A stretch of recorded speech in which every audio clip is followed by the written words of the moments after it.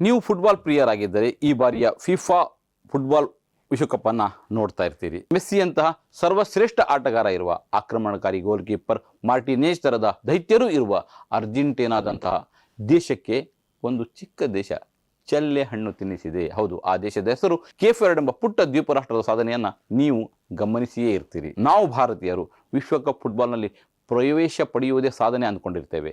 ಆದರೆ ಕೇವಲ 5.5 ಲಕ್ಷ ಜನಸಂಖ್ಯೆ ಇರುವ ದಕ್ಷಿಣ ಆಫ್ರಿಕಾದ ಪುಟ್ಟ ದ್ವೀಪ ರಾಷ್ಟ್ರ ಕೇಪ್ ವರ್ಡೆ. ಈ ಬಾರಿಯ ವಿಶ್ವಕಪ್ನಲ್ಲಿ ಕೇಪ್ ವರ್ಡೆ ರಾಷ್ಟ್ರದ್ದು ಮೊದಲ ಸೋಲು.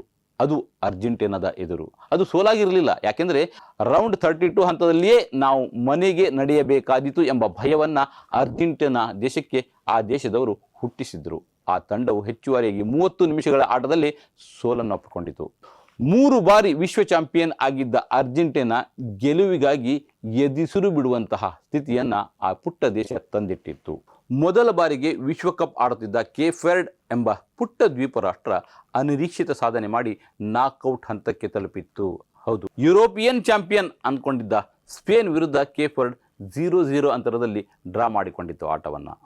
ಹಾಗೆ ವಿಶ್ವಕಪ್ ಇತಿಹಾಸದ ದೊಡ್ಡ ಅಚ್ಚರಿಯಂತೆ ನೋಡಲಾಗುತ್ತಿದ್ದ ಉರುಗ್ವೆ ಮತ್ತು ಸೌದಿ ಅರೇಬಿಯಾ ವಿರುದ್ಧ ಡ್ರಾ ಸಾಧಿಸಿ ಈ ಗುಂಪಿನಲ್ಲಿ 2ನೇ ಸ್ಥಾನದೊಂದಿಗೆ ನಾಕ್ಔಟ್ ಹಂತಕ್ಕೆ ಕೇಪ್ ವರ್ಡೆ ಲಗ್ಗೆ ಇಟ್ಟಿತ್ತು. ಕಳೆದ ಶುಕ್ರವಾರ ತಡರಾತ್ರಿ ನಡೆದ ಅರ್ಜೆಂಟೀನಾ ಮತ್ತು ಕೇಪ್ ವರ್ಡೆ ತಂಡಗಳ ನಡುವಿನ ಪಂದ್ಯ 90 ನಿಮಿಷಗಳವರೆಗೆ 1-1 ಗೋಲುಗಳ ಸಮಬಲದಲ್ಲಿಯೇ ಇತ್ತು.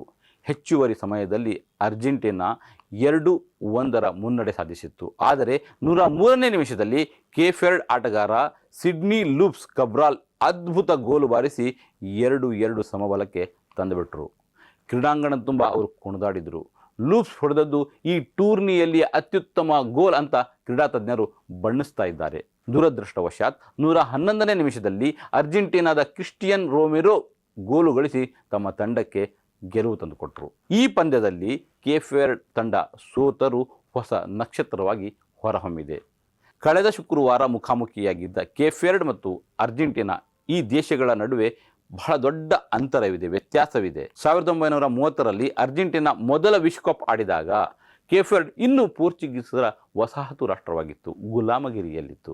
ಅರ್ಜೆಂಟೀನಾ ದೇಶವು 1978ರಲ್ಲಿ, 1986ರಲ್ಲಿ ಮತ್ತು 2022ರಲ್ಲಿ ಫಿಫಾ ಪ್ರಶಸ್ತಿ ಮುಡಿಗೇರಿಸಿಕೊಂಡ ದೇಶ.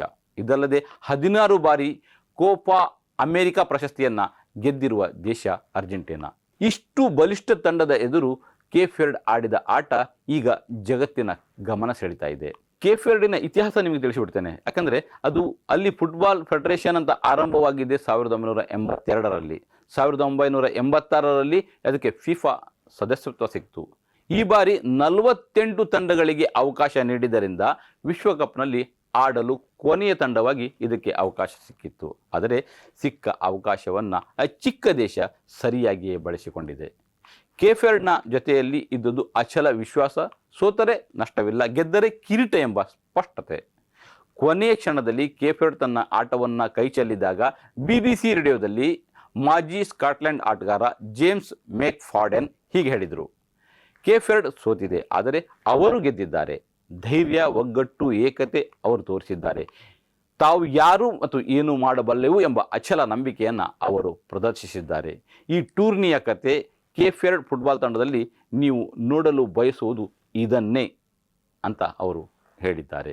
ಹೀಗಿರುವಾಗ ಈ ದೇಶ ಎಲ್ಲಿದೆ, ಹೇಗಿದೆ? ಒಂದು ಮಾಹಿತಿ ನಿಮ್ಮ ಎದುರುಗಡೆ ಇಡ್ತೇನೆ. ಕೇಪ್ ವರ್ಡೆ ಎಂಬುದು ಆಫ್ರಿಕಾದ ಪಶ್ಚಿಮ ಕರಾವಳಿಯಿಂದ 450 ಕಿಲೋಮೀಟರ್ ದೂರದಲ್ಲಿರುವ 10 ದ್ವೀಪಗಳ ಒಂದು ಸಣ್ಣ ದೇಶ. 1950ರಲ್ಲಿ ಪೋರ್ಚುಗೀಸರು ಈ ದ್ವೀಪವನ್ನು ಕಂಡುಹಿಡಿದಾಗ ಅಲ್ಲಿ ಯಾರೂ ಇರಲಿಲ್ಲ. ನಂತರ ಆಫ್ರಿಕನ್ ಮತ್ತು ಯುರೋಪಿಯನ್ ಮೂಲದ ಜನರು ಅಲ್ಲಿ ಬಂದು ನೆಲೆಸತೊಡಗಿದರು. ನಾಗರಿಕತೆಯ ಜೊತೆಯಲ್ಲಿ ಗುಲಾಮಗಿರಿಯು ಅಲ್ಲಿ ಬೆಳೀತಾ ಬಂತು.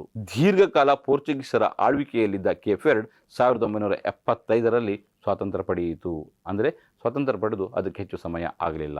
1975ರಲ್ಲಿ ಸ್ವಾತಂತ್ರ್ಯವನ್ನು ಪಡೆದರೂ ಕೂಡ ಅಲ್ಲಿ ಪ್ರಜಾಪ್ರಭುತ್ವ ವ್ಯವಸ್ಥೆ ಜಾರಿಗೆ ಬಂದದ್ದು 1991ರಿಂದ. ಜೋಸ್ ಮಾರಿಯಾ ನೇವ್ಸ್ ಎಂಬ ವ್ಯಕ್ತಿ ಈಗ ಈ ದೇಶದ ಅಧ್ಯಕ್ಷರಾಗಿದ್ದಾರೆ.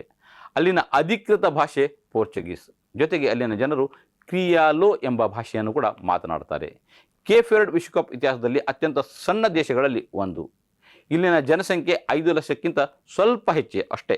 ಇಲ್ಲಿನ ಹವಾಮಾನ ಮತ್ತು ಸಂಪನ್ಮೂಲ ಸರಿಯಾಗಿಲ್ಲ. ಆದ್ದರಿಂದ ಈ ದೇಶದಲ್ಲಿ ಎಷ್ಟು ಜನ ಇದ್ದಾರೋ ಅದಕ್ಕಿಂತ ಹೆಚ್ಚು ಜನರು ಈ ದೇಶದ ಜನರು ಬೇರೆ ಬೇರೆ ದೇಶಗಳಲ್ಲಿ ನೆಲೆಸಿದ್ದಾರೆ. ಅಂದರೆ ಮುಖ್ಯವಾಗಿ ಅಮೆರಿಕ, ಯುರೋಪ್ ಮತ್ತು ಸೆನೆಗಲ್ಗಳಲ್ಲಿ ವಾಸಿಸ್ತಾ ಇದ್ದಾರೆ. ಈ ಬಾರಿಯ ವಿಶ್ವಕಪ್ನಲ್ಲಿ ಕೇಪ್ವರ್ಡ್ ದೇಶದ ತಂಡದಲ್ಲಿ 26 ಜನರು ಆಡಿದ್ರು. ಅದರಲ್ಲಿ 14 ಜನರು ಬೇರೆ ಬೇರೆ ದೇಶಗಳಿಂದ ಬಂದವರು.